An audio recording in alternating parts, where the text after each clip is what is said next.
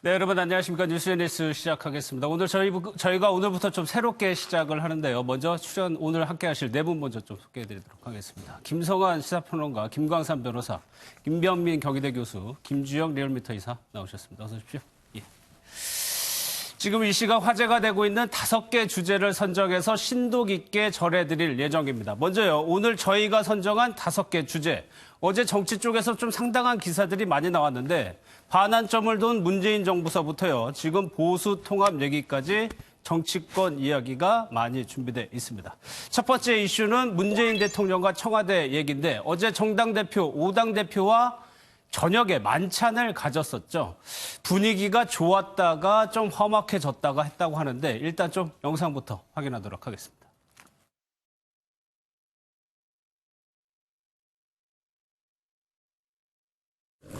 황교안 대표께서 패스트트랙은 자유한국당과 협의 없이 일방적으로 밀어붙인 것이다. 그것은 문제가 있다는 얘기를 강하게 지적을 했고, 다른 당 대표들께서 실질적으로 자유한국당이 협의에 응하지 않았지 않느냐라는 반론을 제기하고 그 과정에서 고성이 오고 가기도 했습니다. 황 대표가 누구랑 고성을 주고받았어요? 손 대표 오죠. 그 이후에 대통령께서는 좀 뭐라고 말씀을 하셨나요? 좀 말리셨고요. 저도 말렸고. 어제 청와대발 기사가 많았습니다. 5당 대표와 만찬을 하기도 했고요. 3실장이 이례적으로 공동으로 기자회견을 하기도 했습니다. 그리고 19일에는요, TV 생방송으로 국민과의 대화를 하게 됩니다. 글쎄, 김성환 평론가, 이것이 문재인 대통령이 집권 후반기 어디에 방점을 찍고 있다고 봐야 될까요? 문재인 대통령이 오늘 수보회의 때 모두 발언에서 얘기를 했던 것처럼요. 일단은 성과를 내는 그런 국정 운영을 하겠다. 여기에 방점이 찍힌 거 아닌가 싶습니다. 문 대통령도 밝힌 것처럼 그동안에는 씨를 뿌리고 그 싹을 틔우는 과정이었다고 하면은 국정 후반기에는 뭔가 성과를 내서 국민께 평가받는 이런 과정이 필요하다고 하는 건데요. 이것도 뒤집어서 생각해 보면은 국정 전반기 때는 성과를 많이 못 냈다고 하는 대통령 스스로의 어떤 인정이라고도 볼 수 있거든요. 물론 이제 사실은 우리가 국정을 운영하는 게 있어서 국민들 생각하시기에는 경제 문제로 모든 게 치환될 수도 있겠지만 사실 부정부패를 없애는 과정이라든가 그리고 공정함을 기하는 과정이라든가 이런 여러 가지 것들은 다 한꺼번에 같이 사실은 있는 겁니다. 근데 그렇다 하더라도 사실은 국민께 평가받는 것은 뭔가 이렇게 눈에 탁 띄는 그러니까 하나의 어떤 구체적이고 가시적인. 그렇죠. 그런 게 굉장히 중요하다고 하는 것을 청와대도 인식하고 있다. 그런 면에서 좀 더 확실하게 성과를 내는 방향으로 국정 운영을 하겠다라고 하는 게 문 대통령의 의지가 아닌가 싶습니다. 그런데 어제 만찬에서 좀 이색적인 장면이 나왔는데 선거법 관련해가지고 김광삼 변호사, 글쎄요, 이 부분에 대해서는 황교안 대표하고 나머지 당대표들하고 1대4가 될 수밖에 없는 상황에서 문재인 대통령이 뜯어 말리는 상황까지 벌어졌단 말이에요. 네. 일단 패스트트랙에 관련된 특히 이제 선거법 그거와 관련해서 특히 이제 자유한국당은 어떻게 보면 이제 패싱을 당한 처지였잖아요. 물론 그 원인 자체는 자유한국당의 책임이 있다고 봐요. 그런데 아마 제가 볼 때는 아마 어제 내용 중에서도 물론 앞으로 협치가 굉장히 중요하겠지만 선거제 개혁이랄지 공수처법이랄지 이제 검찰개혁과 관련된 그런 법안들의 통과 이런 부분이 굉장히 중요하기 때문에 아마 문재인 대통령 입장에서 이제 그런 부분을 얘기 안 할 수가 없었겠죠. 그런데 일단 선거법 개정안과 관련해서는 자유한국당이 굉장히 민감한 부분이에요. 더군다나 자유한국당을 제외하고는 다른 당들은 다 찬성을 해서 패스트트랙에 올라간 거잖아요. 그 과정에서 여러 가지 물리적 충돌도 있었기 때문에 아마 그 부분에 대해서 일단은 손학규 대표께서 본인이 이제 정치 선배라고 생각하니까 결국 자유한국당이 협치에 안 나와서 이렇게 된 거 아니냐. 정치를 그렇게 하면 안 된다.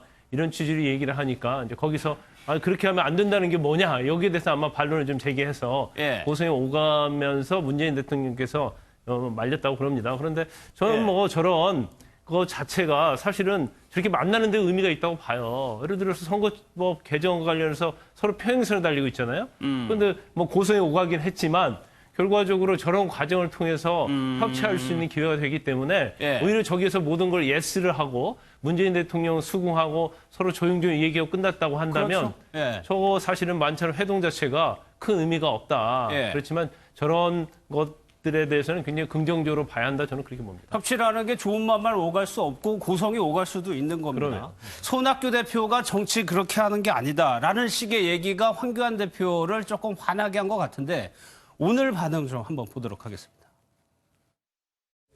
제가 황교안 대표에게 한마디 좀 꾸짖었습니다. 황 대표 정치를 그렇게 할 게 아니다. 정권 투쟁에만 급급하지 말고 나라 생각 좀 해달라. 그랬더니 황 대표가 좀 원성을 높이면서 그러더라고요. 어제 청와대 회동에서 이 선거법 관련해서 다른 야당 대표의 발언을 들으면서 참으로 답답했습니다. 한마디로 협상과 협박을 구분하지 못하는 분께서 정당의 대표까지 맡고 있는 우리 정치 현실이 참으로 안타깝습니다. 어제 당대표 회동에서 손학규 대표님하고 고성이 오갔다는 말. 그 얘기는 자세하게 말씀 안 드리는 게 좋겠습니다. 저희들이 다 같이 논의하면서 품고 가도록 그렇게 하겠습니다. 황 대표는 더 얘기하고 싶지 않은 것 같습니다. 근데 김병민 교수님, 이 표현이요. 황교안 대표의 정권 투쟁만 하지 말라고 꾸짖은 것이라고 오늘 손학규 대표가 얘기를 했는데 정치 경력 짧은 거 맞습니다. 그런데 제1야당의 대표를 두고 꾸짖은 거다. 그렇게 하는 거 아니다라고 얘기하는 게 적절한 표현인가 싶거든요. 정치 선배, 인생 선배를 얘기합니다. 인생 선배라는 건 대한민국에서 이 나이를 얘기한다 이렇게 볼 수가 있는데요. 그렇게 정치 선배와 인생 선배를 따지게 된다면 국회에서 8선의 나이가 제일 많다라고 볼 수도 있는 서청원 의원 같은 경우는 정치하게 되는 모든 사람들에게 다 조언하고 꾸짖음을 할 수 있는 거냐 이렇게 반문할 수도 있는 것이고요. 문재인 대통령이 지난 총선을 거치면서 대권주자로 가게 됐을 경우에는 초선 의원이었습니다만은 그럼에도 불구하고 대권주자로서 한 정당이 지도자로 우뚝 서 있는 상황이기도 했습니다. 그런 과정에서도 손학규 대표의 발언처럼 얘기하게 된다면 저러한 상태로서 정치 인생 선배로 누군가가 상대 정당의 대표를 꾸짖어야 되는 거냐라고 하는 반론을 제기할 수가 있는 측면이어서 저는 상당히 아쉽다라는 얘기를 드릴 수밖에 없고요. 손학규 바른미래당 대표는 저 자리가 패스트트랙 선거제도 개편에 관한 논의를 하다가 저렇게 고성이 오갔던 건데 정작 바른미래당의 당론이 그러면 선거제도를 개편하는 것을 패스트트랙에 올리는 거냐라고 본다라면 현재 유승민 의원을 비롯한 상당수 의원이 우리는 선거제도 개편 합의되지 않는 상태로서 패스트트랙 처리하지 않겠다라고 얘기를 합니다. 그럼 바른미래당의 대표로서 어떤 정당성을 가지고 얘기하는 것이냐라고 또 반문이 가능한 측면들이 있거든요. 따라서 정치는 상대방에 대한 다름을 이해하면서 존중해야 되는데 그런 측면에서 굉장히 조금 성급하고 너무 잘못된 발언이 아니었나라는 생각이 듭니다. 김성환 평론가께서는 어떻게 보세요? 글쎄요, 황교안 대표가 정치 초년생 이런 부분에 대해서 좀 계속적으로 의식을 하고 있다고 보세요? 글쎄요, 황교안 대표는 그거라기보다는 오히려 공당을 대표하거나 보수 진영을 대표하는 게 바로 나다. 이런 인식을 좀 더 강하게 갖고 있지 않나 생각되는데요. 그렇지 않았으면은 손학규 대표가 뭔가 이렇게 지적을 한 부분에 대해서 발끈하지 않았을 것 같아요. 제가 보니까. 근데 사실은 좀 전체적으로 보면 모양이 썩 보기 좋아 보이진 않죠. 왜냐하면은 저렇게 만약에 여야 5당 대표가 협의를 한다 그러면 국회 차원에서 해야지 대통령하고 만나는 자리에서 굳이 할 필요가 없잖아요. 그렇죠. 대통령하고 만나는 자리에서 여야 5당 대표 다 있는 자리에서 지금 양당 대표가 싸운 거 아니겠습니까? 그러니까 자리의 성격상 맞지 않은 논쟁이었다 이렇게 보고요. 그리고 황교안 대표 역시 마찬가지로 물론 다른 당에서 지적은 할 수 있겠지만 화내면 진다 이런 말도 있는 것처럼 차라리 더 오히려 스무스하게 넘겨줬으면은 그러면 황교안 대표의 정치력이 오히려 더 빛났을 뻔했다. 그러니까 상대편에서 지적을 하거나 뭔가 얘기를 했다고 해서 거기서 바로 맞받아치면서 화를 내는 것은 그게 오히려 더 정치 초년생이라는 걸 증명한 것이나 다름이 없는 거 아닌가 생각이 듭니다. 그런 맥락에서 홍준표 전 대표가 얘기한 거 보면 김광삼 변호사님, 글쎄요. 대통령하고 담판을 하고 뛰쳐나오든가 해야지 왜 손학규 대표하고 싸우느냐라고 좀 핀잔을 줬거든요. 근데 이제 홍준표 이제 뛰쳐나오냐 한다는 말에 대해서는 동의할 수 없는데 왜 싸우냐 그 말에는 저는 좀 동의를 할 수 있을 것 같아요. 그러니까 상대가 문재인 대통령이 돼야 된다. 그래서 손학규 대표께서 저런 말을 하면 그렇지 말라니 이렇게 대할 거 아니고 그렇지 않다는 걸 좀 부드럽게 얘기할 수가 있는데 그것을 제가 볼 때는 약간 우욱하지 않았나 싶습니다. 그런데 아마 감정이 좀 있었을 것 같아요. 왜냐하면 바른미당은 굉장히 지금 당권파 비당권파 나눠져 있잖아요.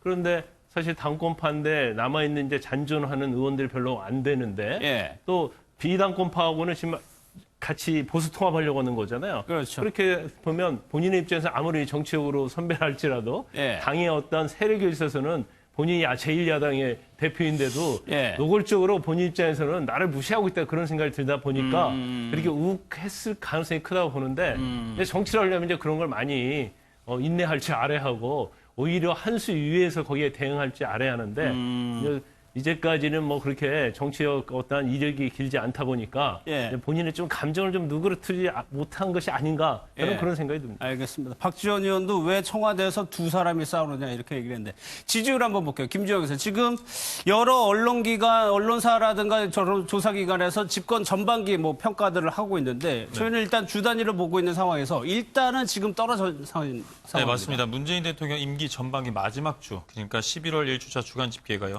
전 주간 집계 대비 3.0%포인트 하락한 44.5%가 나왔습니다. 예. 부정평가는 3.1%포인트 상승한 52.2%가 나왔고요. 3주 동안 회복세를 멈추면서 40% 중반 하락 마감한 건데요. 부정평가는 다시 50%를 넘어서면서 긍부정의 격차가 7.7%로 오차범위 밖으로 벌어졌습니다. 예. 뭐 중도층, 진보층 할 것 없이 모든 지역과 계층에서 이탈이 두드러졌는데 특히 중도층에서 이탈이 두드러졌습니다. 세부적으로는 핵심 인연 결집도 이제 집도 긴 진보층에서는 79%에서 77%로 다소 이제 하락했으나 70% 후반을 이제 기록했고요. 보수층의 부정평가가 다시 80%로 상회하면서 조국 정국으로 가는 경향이 있어서 양극화가 다시 심해지는 그런 현상이 있었습니다. 중도층은 부정평가가 다시 늘고 긍정평가가 줄어드는 그런 현상이 일어났습니다. 저번 주 초중반에 그 지지율이 대폭으로 하락했습니다. 솔직히 대통령에 대한 지난주 초중반? 예. 대통령에 대한 그 좋은 소식보다는 부정적인 소식이 많았는데요. 뭐 청와대와 야당의 뭐 국정 운영이 대립, 그다음에 뭐 자영업 이탈에 대한 뭐 경제 민생의 어려움, 그리고 조국 전 장관에 대한 수사 소식으로 초중반에는 하락했다가 중후반에는 상승 마감했으나 전반적으로는 하락 마감하는 그런 결과가 나왔습니다. 알겠습니다. 정당 지지율에서는 한국당이 다소 오르는 모습을 보였는데 그 부분은 저희가 뒤에서 자세히 다루도록 하고 문재인 대통령 청와대로서는 집권 후반기 지금 끌고 가려는 의지가 강합니다. 오늘 수보회의에서도 문재인 대통령의 발언이 있었습니다. 어떤 내용인지 한번 보도록 하겠습니다. 정부가 출범한 지 어느새 절반의 시간이 지났습니다. 이제 앞으로 남은 절반의 시간이 더욱 중요해졌습니다. 임기 전반기에 씨를 뿌리고 싹을 키웠다면 임기 후반기에는 꽃을 피우고 열매를 맺어야만 문재인 정부의 성공을 말할 수 있을 것입니다. 국민이 변화를 확실히 체감할 때까지 정부는 일관성을 갖고 혁신, 포용, 공정, 평화의 길을 흔들림 없이 달려가겠습니다. 그런데 문재인 대통령으로서 일단 인사 문제가 걸려 있습니다. 이낙연 총리도 그렇고 새로운 법무부 장관에 누구를 앉혀야 되는 거냐. 근데 김성환 평론가님, 어제 청와대 관계자들도 그런 얘기 했어요. 제의해도 다 지금 거절한다는 얘기거든요. 그래서 정치인으로 갈 수밖에 없는 거 아니냐. 이런 분위기로 봐야 되는 겁니까? 그러니까 고민이 굉장히 깊을 겁니다. 지금 또 더군다나 총선을 앞둔 상황이기 때문에 자칫 인사를 잘못했을 경우에 후폭풍이 엄청나게 그렇겠죠. 커질 가능성이 있거든요. 예. 그러니까 인사를 뭐 어떤 이제 그 개각 대상에 물망에 오르는 사람들을 선택할 때 그런 부분들을 다 고려하지 않을까 싶은데요. 문제는 조국 전 장관 인사청문회 과정에서 사실 장관 가족까지 전부 다 탈탈 털었다고 해도 과언이 아닐 정도로 이전에 어떤 인사청문 과정에서 보였던 거하고는 좀 이례적으로 장관 가족과 관련된 문제, 특히 자녀까지 다 전부 다 건드려 놨단 말이에요.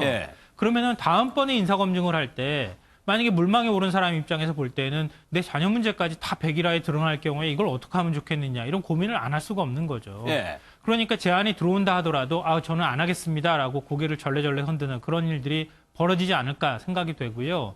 그러다 보니까 결국은 국민의 눈 위에 올라 있는 사람, 그러니까 이미 검증이 될 만한 사람들을 고르게 되면 결국은 현역 국회의원에서 고르는 이런 현상들이 나타날 수밖에 없다는 거죠. 더군다나 총선을 앞둔 상황에서 인사청문회 정국이 길게 끌게 되면은 자칫하면은 총선까지 영향을 미칠 수 있기 때문에 가급적이면은 무난하게 임명이 될 수 있는 인사를 선택한다고 하면 또 역시 그래도 국회의원이 될 수밖에 없다. 이런 면에서 좀 고민이 될 것 같은데 문제는 뭐냐면요. 국정 후반기 때 문재인 대통령이 좀 탕평을 하든 아니면 협치의 모습을 보여주든 좀 전문가를 통해서 뭔가 국정의 면모를 쇄신하는 모양새를 만들기 위해서는 여당 그 국회의원을 임명하는 것보다 그렇지 않은 사람을 임명하는 게 오히려 더 효과면에서 좋거든요. 근데 그런 딜레마의 사이에 끼어 있다는 거죠. 그러니까 청와대에서 인사 발표를 내는 데 있어서 굉장히 고민이 깊을 수밖에 없지 않을까 싶습니다. 예. 그래가지고 지금 나오는 것이 다 현역 의원들입니다. 전해철 의원, 추미애 의원, 박범계 의원 다 법조, 민정수석에다가 이제 판사 출신인데 여기에 대해서 김병민 교수님, 글쎄요. 이낙연 총리 거치도 상당히 관심이 있는데 본인이 원하고 당에서 원하면은 놔줄 수 있다라고 얘기를 했거든요. 네, 그럼에도 불구하고 청와대에서 최종적인 선택을 하게 될지는 조금 더 지켜봐야 되는데요. 일단은 이낙연 총리를 먼저 놓아주는 것보다는 국무총리에 대한 지명, 인사청문회를 거쳐서 국회에서의 동의를 거친 최종적인 상황이 와야 놓아줄 수 있는 상황이 오게 될 겁니다.